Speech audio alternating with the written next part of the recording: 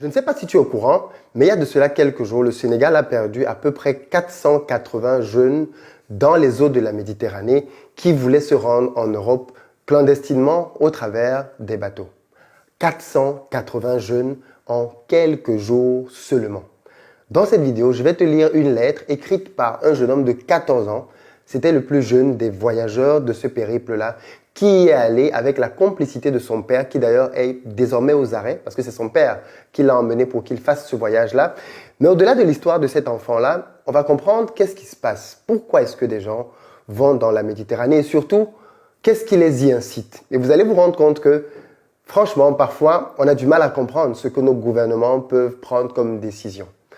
Notamment dans le cas d'espèce, on va se rendre compte que des jeunes risquent leur vie dans la Méditerranée parce qu'il n'y a plus de boulot dans le pays et dans le même temps, le gouvernement donne des accès aux multinationales étrangères pour venir continuer d'aggraver le fossé dans lequel les jeunes se retrouvent sans aucune possibilité de contre-attaquer ou du moins de combattre. Parce que quand vous êtes un jeune dans un petit village au Sénégal et que vous devez faire de la pêche avec un bateau artisanal et qu'en face de vous, vous avez des grands navires occidentaux ou même simplement internationaux, vous êtes perdant d'office.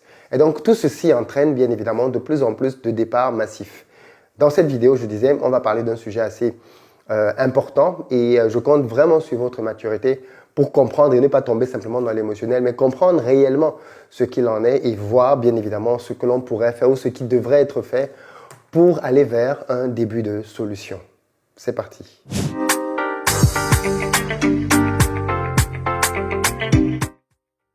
Salut à toi, bienvenue sur ma chaîne, moi c'est Philippe Simo. Ici je te parle d'entrepreneuriat et d'investissement parce que je suis convaincu que ce sont les deux piliers sur lesquels notre communauté doit s'appuyer pour émerger. Donc si toi aussi tu veux faire partie de cette belle aventure, je t'invite à faire deux choses. La première, abonne-toi à cette chaîne, active la cloche des notifications. Tu seras ainsi informé de l'apparition de toutes nos vidéos business comme celle-ci qui vont t'apporter du très bon contenu. Deuxième chose, dans la barre de description, tu as le lien vers une vidéo qui te présente un concours entrepreneurial que j'ai créé qui s'appelle la Ligue des Afropreneurs. C'est un concours dans lequel je récompense de 50 000 € le ou la meilleure entrepreneur de notre communauté. Je ne t'en dis pas plus, rendez-vous dans la barre de description. Je disais donc en début de vidéo que je vais parler avec vous aujourd'hui d'un sujet assez poignant, assez touchant, notamment celui de la traversée de la Méditerranée que font chaque année des milliers de jeunes Africains. Malheureusement, ce que l'on ne sait pas, c'est à quel point des jeunes meurent au travers de ce périple-là. Donc, comme j'ai dit en introduction, je vais vous lire sans plus tarder la lettre d'un jeune homme de 14 ans qui est décédé dans ce voyage-là. C'est un peu long, mais ça permet de planter le décor pour comprendre ce qui se passe réellement. Je démarre donc la lecture. Je m'appelais Doudou, j'avais 14 ans, j'étais en classe de 5e, j'avais une moyenne de 13 et je voulais être banquier plus tard quand je serais grand. Mon père est maçon. J'avais 2 sœurs. Comme tout jeune, j'adorais le foot et je rêvais de devenir professionnel. Jouer dans les plus grands clubs d'Europe comme le Real, le Barça, Paris, etc. Issu d'une famille très grande, très tôt, j'avais été conscient des gros efforts que je devais fournir pour réussir et aider ma mère. Chez moi, je vivais avec mes tantes, mes oncles et mes grands-parents. Nous vivions dans l'injustice totale. Culpabiliser mon père ne peut rien face à cette situation. Ma grande sœur et ma mère passaient souvent une grande partie de la nuit dehors. C'est elle qui assurait le repas quotidien. Ce que notre père gagnait, on ne le voyait presque jamais. Face à cette situation, ma mère a décidé de divorcer et retourner chez ses parents avec mes 2 sœurs. De mon côté, je continuais toujours de travailler et d'être brillant à l'école. Admiré par mes professeurs, mes camarades de classe m'adoraient car malgré ma condition difficile, je mettais toujours l'ambiance en classe et faisais rire les autres. L'année dernière, j'ai été classé meilleur joueur cadet de la zone. On me surnommait Neymar. D'ailleurs, Génération Foot comptait me recruter après la Covid. Génération Foot, c'est un grand centre de formation de football au Sénégal. J'avais hâte d'y aller car c'était l'occasion pour moi d'enfin réaliser mon rêve. Malgré la dureté de la vie, je m'accrochais, mais je ne voulais pas finir comme papa. Je ne voulais pas que mes enfants vivent dans la pauvreté avec tant de problèmes. Aujourd'hui fut le plus beau jour de ma vie. Pour une fois, mon père s'intéressait à mon avenir. Il m'a appelé pour me dire qu'il va m'emmener en Espagne et que je ne devais rien dire à personne, même pas à ma mère, sinon je n'irai nulle part. Surpris, j'ai accepté sans réfléchir. J'ai commencé à préparer mes bagages. À 20 h, avec juste un sac rempli de quelques sachets de biscuits et 2 bouteilles d'eau, il m'amena en Bourg pour m'embarquer dans une grande pirogue avec plus de 120 personnes, dont bien évidemment, j'étais le plus jeune. Nous avons à peine passé 2 jours en mer et nous ne pouvions plus tenir. On avait faim et soif. Au 4e jour, j'ai commencé à perdre le contrôle à cause du mal de mer. J'ai vomi toute la nuit et la fatigue a eu le dessus sur moi. Issa, qui avait 17 ans, est décédé le 3e jour. Son corps a été jeté dans l'océan. Je voyais de loin son corps couler sans pouvoir le rattraper. Je l'ai retrouvé plus tard en Mauritanie avec d'autres corps. C'est ainsi que je me suis rendu compte qu'au 4e jour, ce fut mon tour de le rejoindre au fond de l'océan, car j'ai rendu l'âme. En effet, je ne pouvais plus supporter la faim, le mal de mer, les bagarres des gens qui délirent dans la pirogue. Je ne reverrai plus jamais ma famille, je ne reverrai jamais ma mère, mes sœurs, mes professeurs, mes camarades de classe. Je ne jouerai plus jamais au football et je ne serai jamais banquier. Mon père ne pourra jamais m'enterrer car la police vient de l'arrêter. Il va sûrement rester longtemps en prison car il est responsable de ma mort. Aujourd'hui, je suis le grand perdant car je suis un enfant qui avait beaucoup d'espoir. J'ai de la peine pour ma mère qui va souffrir toute sa vie car j'étais le seul garçon qu'elle avait. Priez pour le repos de mon âme. Malheureusement, il se trouve que là, on parle d'une histoire vraie d'un jeune homme qui a perdu la vie il y a juste de cela quelques jours. Mais comme lui, 479 autres personnes sont parties englouties par la Méditerranée à la recherche d'un avenir meilleur en Europe. Il se trouve que l'essentiel des jeunes qui quittent le Sénégal de plus en plus depuis quelques années sont des jeunes pêcheurs. Des jeunes qui avaient donc un métier, un boulot, des jeunes qui se plaisaient dans leur village, qui aimaient le style de vie qu'ils avaient là-bas, qui aimaient la simplicité de la vie qui consistait à aller le matin pêcher, ramener le résultat de sa pêche, aller le vendre aux dames qui, elles, le fumaient, séchaient le poisson et le revendaient par la suite. Les petits villages pêcheurs sénégalais sont à peu près tous constitués comme ça. Je le sais parce que j'y suis allé à plusieurs reprises et c'est une ambiance très joyeuse. C'est un pays dans lequel la pêche a une place prépondérante et donne du travail à énormément de personnes. Malheureusement, de plus en plus, les jeunes pêcheurs au Sénégal se retrouvent dans des situations de plus en plus compliquées. D'un, parce que le chômage qu'il y a dans l'arrière-pays fait que de plus en plus de personnes viennent à Dakar, n'ayant pas beaucoup de compétences, viennent travailler dans le domaine de la pêche. Les étrangers, burkinabés, guinéens, maliens aussi qui cherchent du travail, se ruent aussi dans le domaine de la pêche. Donc, on est dans un domaine dans lequel il y a de plus en plus de personnes. Il faut préciser que les côtes sénégalaises font plus de 700 km et que chaque jour, on dénombre plus de 20 000 bateaux, 20 000 petits bateaux bien évidemment, qui vont essayer de chercher du poisson. Donc, c'est un domaine dans lequel il y a de plus en plus de concurrence. Problème, c'est que le secteur n'est pas vraiment réglementé.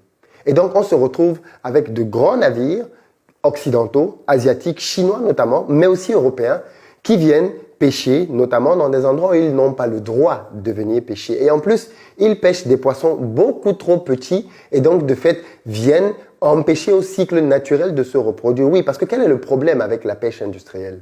L'un des principaux problèmes, c'est que la pêche industrielle, malheureusement, vient et pêche un peu de tout. Des gros poissons, mais aussi des petits. Et le problème avec les petits poissons, c'est que ce sont ces poissons-là qui sont supposés grandir et se reproduire. Et donc, quand on les pêche, on est en train de tuer un cycle, en fait. Une bonne pêche raisonnée voudrait que l'on ne pêche pas un poisson qui ne s'est pas encore reproduit.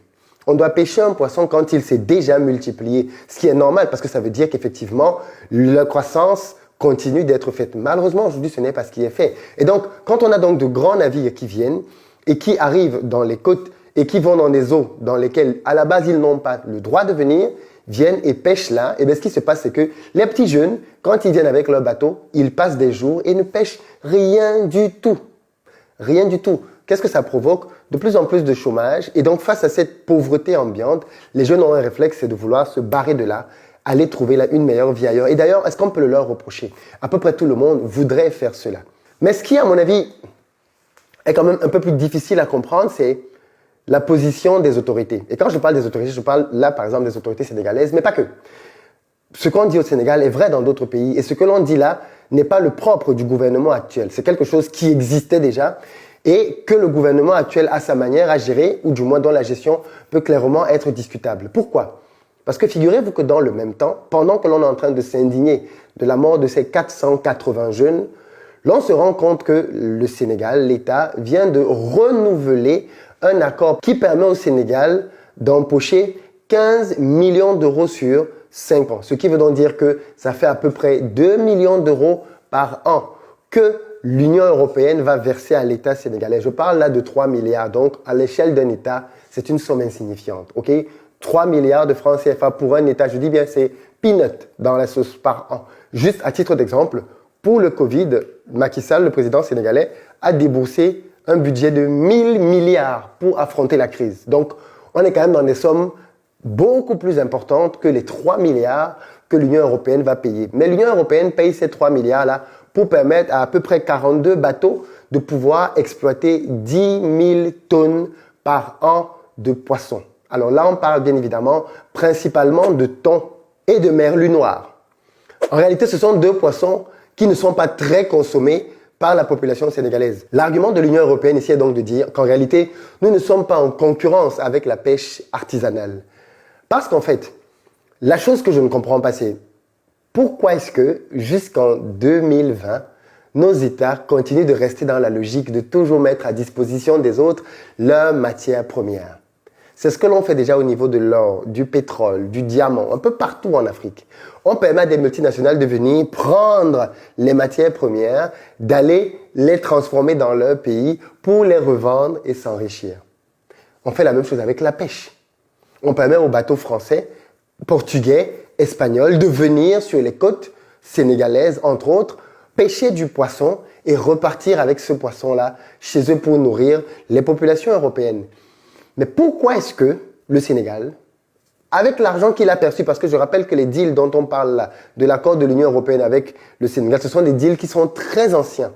Et là, on a juste renouvelé cette fois-ci pour 5 ans. Pourquoi est-ce qu'avec tout l'argent qui a été perçu les précédentes années, on ne l'a pas investi pour que le Sénégal lui-même devienne un pays qui peut faire sortir du poisson pour aller le vendre à l'Europe, puisque l'Europe veut les poissons en question. Pourquoi est-ce que le Sénégal, les autres pays côtiers, ne s'associent pas s'il le faut, avec tout l'argent qu'ils ont, tout l'argent qu'ils peuvent percevoir même, investir pour pouvoir avoir les bons bateaux, les bonnes techniques, le bon personnel pour pouvoir pêcher et aller simplement mettre ce poisson à la disposition de ceux qui en ont besoin. Parce que là, je parle de l'Union européenne, mais on a aussi l'Asie, notamment la Chine, qui exploite énormément de bateaux pour pouvoir faire la pêche là-bas. Mais les Chinois le font de manière un peu plus insigneuse parce qu'en fait, qu'est-ce qu'ils font ? Ils prennent des partenaires sénégalais, en réalité des partenaires qui sont vraiment minoritaires, et au nom du fait qu'ils travaillent avec des Sénégalais, on a des bateaux dans lesquels il y a plein de Chinois, mais en fait, ils exploitent là du poisson sur place. Et au vu et au su des autorités, bien évidemment. Pourquoi est-ce que la législation ne change pas ? Pourquoi est-ce que là aussi, le Sénégal, comme d'autres pays, ne favorise-t-il pas la naissance de champions locaux qui vont désormais être de vraies personnes qui vont s'investir dans le domaine maritime ? Il y a des Sénégalais qui ont des moyens pour pouvoir acheter des bateaux. Il y en a plusieurs.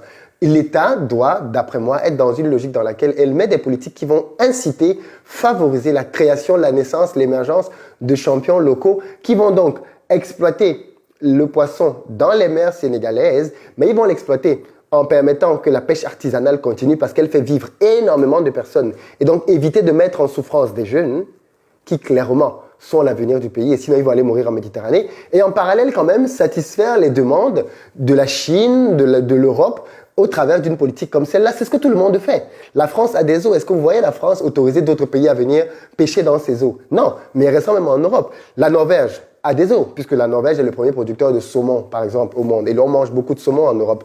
Est-ce que vous voyez la Norvège permettre à d'autres pays de venir exploiter l'eau, ses eaux ? Bien sûr que non.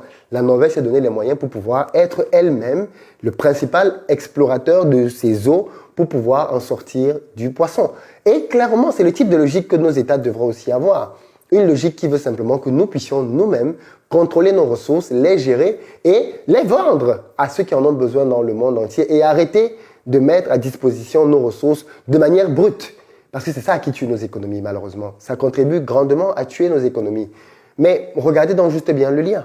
Regardez bien le lien entre la pêche qui est donnée aux Occidentaux, qui viennent la font. Alors, autre élément, qui connaît les quantités qu'ils pêchent? Il y a un accord de 10 000 tonnes. Mais par exemple, l'État sénégalais en 2017 avait dépêché Greenpeace pour que Greenpeace aille faire une sorte d'audit des bateaux qui pêchaient au large des eaux sénégalaises. Et on s'est rendu compte que plus de la moitié des bateaux ne respectaient pas du tout les conditions dans lesquelles ils devaient faire la pêche. Parce que oui, ils ont un tonnage qui est limite, ils ne respectent pas le tonnage, ils ont des espèces particulières qu'ils doivent pêcher, ils ne respectent pas ça, ils ont des poids bien particuliers, des calibres de poissons qu'ils doivent respecter, ils ne respectent pas ça non plus.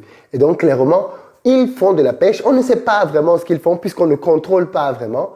Et derrière, au final, ils disent l'année d'après, OK, on va renouveler le contrat. Mais qui sait si en un an, il n'a pas déjà fait les 50 000 tonnes? Comment tu peux le vérifier? Tu ne vérifies pas puisqu'il n'y a que lui qui déclare. Et il déclare à peu près ce qu'il veut. Et donc ça, c'est vraiment absurde qu'en 2020, nos États n'aient pas encore assez de moyens de contrôle. Et si tu n'as pas les moyens de contrôle, pourquoi tu permets à quelqu'un de venir exploiter? Pourquoi? Et ça fait vraiment partie de ces incompréhensions par rapport à nos gouvernements, en fait. Comment est-ce qu'ils... Pour moi, c'est du bon sens. On n'a pas besoin d'avoir fait Polytechnique ni Harvard pour comprendre ces choses. Et pourtant, nos gouvernements peinent à aller dans le sens, à la limite du bon sens ou de la logique. Donc, voilà ce qui se passe au Sénégal en ce moment. C'est une période très triste, mais je pense que ces jeunes-là qui sont morts, j'espère en tout cas que leurs morts ne seront pas vaines et qu'elles permettront de remettre sérieusement en question nos gouvernements pour qu'ils réalisent que les simples contrats qui peuvent être signés, en réalité, finissent dans la Méditerranée avec des jeunes qui sont morts. Et ça, bien évidemment, ce n'est plus supportable. Et il est important que chacun d'entre nous puisse relayer ce type de message. Cette chaîne est énormément suivie par beaucoup de Sénégalais et même par des membres du gouvernement. Donc je sais que cette vidéo, plus elle sera partagée, plus elle parviendra aux bonnes personnes. Et peut-être qu'elle fera réagir, peut-être qu'elle fera que les gens prennent conscience et que les bonnes politiques et les bonnes mesures soient prises. Mais clairement, il est grand temps que nous commencions à respecter nous-mêmes la vie chez nous. Quand il y a quelques personnes qui meurent en France, il y a clairement un deuil national. Il y a un deuil national. Quand un terroriste est tué, quand un enseignant est tué, il y a un deuil, pas quand un terroriste est tué, quand un terroriste tue plutôt, ou quand un enseignant est tué, il y a un deuil national. Nous, on a 480 jeunes au Sénégal, il n'y a pas de deuil national. Est-ce que nous-mêmes, on respecte nos morts? Est-ce que nous-mêmes, on respecte nos morts? Et pourtant, quand il y a un deuil en Europe, nos présidents s'empressent de tweeter pour souhaiter les condoléances. Nos présidents s'empressent parfois même de voyager pour aller en Europe, comme ça a été le cas pendant les épisodes de Charlie avec certains présidents africains, je pense que du Mali à l'époque, qui vont en Europe pour aller défiler. Quand nos propres jeunes meurent, on dirait qu'on banalise, on dirait que ça n'a pas la même importance, comme si c'était la vie des autres qui comptait plus que nos propres vies. Vous savez, c'est le même principe. Si vous n'accordez vous-même pas déjà assez de respect à ce qui vous appartient, eh bien les autres auront beaucoup de mal à le faire. Et c'est vraiment à nous de nous mobiliser pour que nos vies comptent. Clairement, nos vies comptent. Si ce type de scène-là, de 480 jeunes, était mort ailleurs dans le monde entier, les médias en auraient tellement parlé, ça aurait fait un boom médiatique énormissime et des mesures auraient été prises, des gouvernements auraient été limogés, des gens auraient sauté de leur poste, on aurait reformé plein de choses. Chez nous, 480 morts, la vie continue. Comme si de rien n'était. Du moins, pour le moment. J'espère vraiment que les personnes en charge sauront trouver les responsables de ce genre de situation, les responsables des causes profondes, pas que le père qui allait emmener son fils vers la mort, mais aussi le système qui permet que pour 400 euros, 500 euros, parce que c'est le prix qu'il faut payer, alors on peut tenter une traversée vers la mort, parce que oui, 480 sont morts, mais plus de 780 jeunes sont arrivés sur les côtes espagnoles dans la précédente semaine. Donc 480 sont morts, 780 à peu près sont arrivés à destination. Et qu'est-ce qu'on se dit? Eh bien, peut-être que je ferai partie des 780. Donc, la semaine prochaine, je vais tenter ma chance. Malheureusement. Je compte sur vous pour partager la vidéo. Dites-moi dans les commentaires ce que tout ceci vous évoque. Qu'est-ce que ça vous inspire? Qu'est-ce que vous pensez que l'on peut faire? À très bientôt.